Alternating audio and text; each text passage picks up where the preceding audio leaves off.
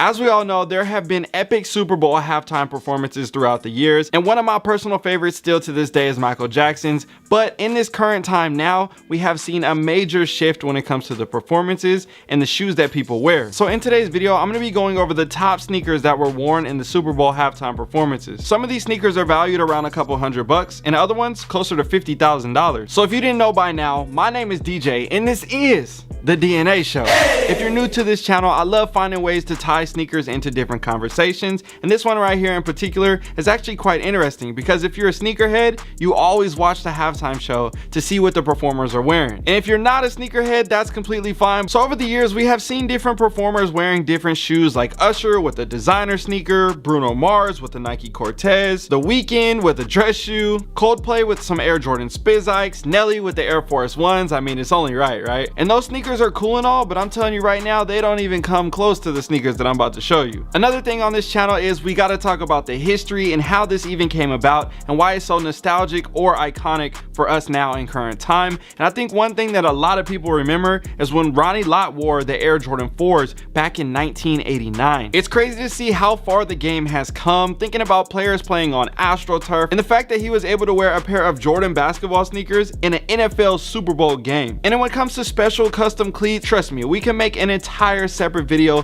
on that topic. I mean, Odell wore a $200,000 cleat in the Super Bowl today. That should tell you enough right there. But again, we can talk about that more in another video. But I definitely can't mention cleats without talking about Deion Sanders. Obviously, he was a legend in swaggy on and off the field, but some of the cleats that he wore in the Super Bowl, A1. And last but not least, when it comes to the players, we can't forget to mention the coach. Coach Carroll, he had the special edition Pete Carroll Monarchs for the Super Bowl. Every single year, he always gets a special edition pair, and he actually has a couple of his own PEs. We could talk about that too in another video, which is crazy. But yes, we got to mention him in this. Now let's get to one of the sneakers that changed the game when it comes to halftime performances back in 2018, and that was with Justin Timberlake on his JTH Vibes. He had a bunch of different releases that had came out, but this one in particular was a white cement Air Jordan 3 with the Nike swoosh on the side. We saw him wearing that sneaker on the stage, and it was like, this is so dope, such a great shoe. Next thing you know, they dropped that exact same shoe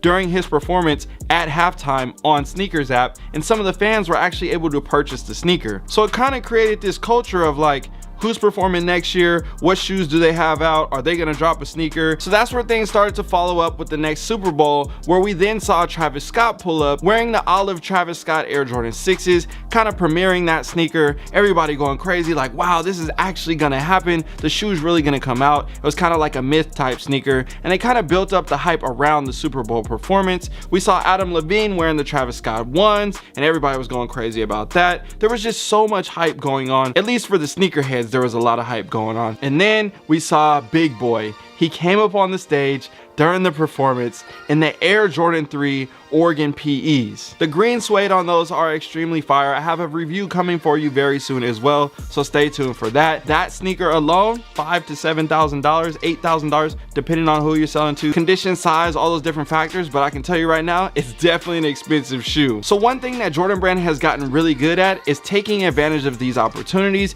and putting dope shoes on the performers, knowing that it's gonna get all the publicity that they should get, especially in the sneaker community. They say, you know what, we're gonna top it this year. We're gonna put 3 different people with dope sneakers on the stage and have them all looking fly. And I'm telling you right now, they did their thing because everybody was talking about it the next day. Now the next sneaker on the list definitely had a very interesting wave when it came to it, and that is the J Balvin Air Jordan 1. We saw him wear these during the performance with J-Lo on the stage, and everybody was like, wow, that shoe looks extremely dope. It's wild, it's crazy. And you know, obviously everybody had their own opinions about the shoe, but at the end of the day, it definitely brought conversation throughout the people, and that's exactly something that Jordan Brand likes to see. This sneaker in particular, a lot of people thought was coming out during the halftime performance, but it didn't. The Super Bowl was in February, and the shoe actually didn't even come out until like the end of the year. So there was definitely a lot of demand for that sneaker after people seeing it in February and waiting for like 9 or 10 months to get the shoe. One thing that I can say is I feel like the demand was there because of what they did during the Super Bowl,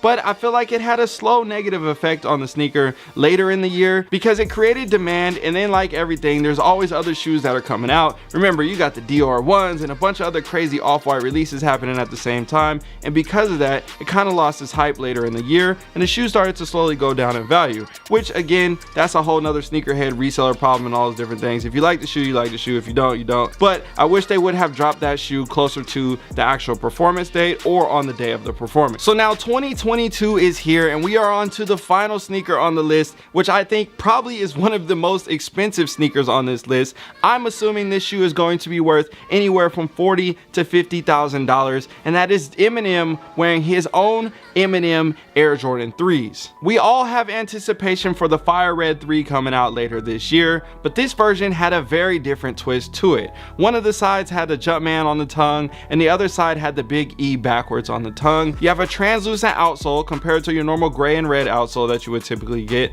and on the back tab there was a couple different versions. We saw him wearing the version with the white tab, and we saw the official images that hit the internet with the black tab, and on the back of those tabs it says "Hi, my name is," because you remember his song and everything like that. So I think they did a great job when it came to overall just creating the shoe, putting the tabs together, the embroidery on the back side of the tongue with the Slim Shady and the other details on the shoe. And again, I don't know if I'll ever be able to get this shoe in hand, but trust me, if I do, you know I'm gonna make a review for y'all. And for those that are still wondering about me talking about the shoe being worth $40,000 or $50,000, the reason why I say that is you have other sneakers that are like his that are more pairs available when it comes to the Blue 4s or different Carhartt 4s, different stuff like that. Those shoes are going for $20,000, $30,000, $40,000 already in current market. So when you have a sneaker like this that is new introduced and it's way more limited than those other pairs, now you're talking about $40,000 or $50,000 for a sneaker. Oh my gosh, that's crazy. I would never pay that much. I completely understand that. Maybe you won't pay that much, but I guarantee you there's a couple people out there in this world that's willing to pay that price. So anyways, I wanted to bring this up and talk about it real quick, and I had questions for you guys.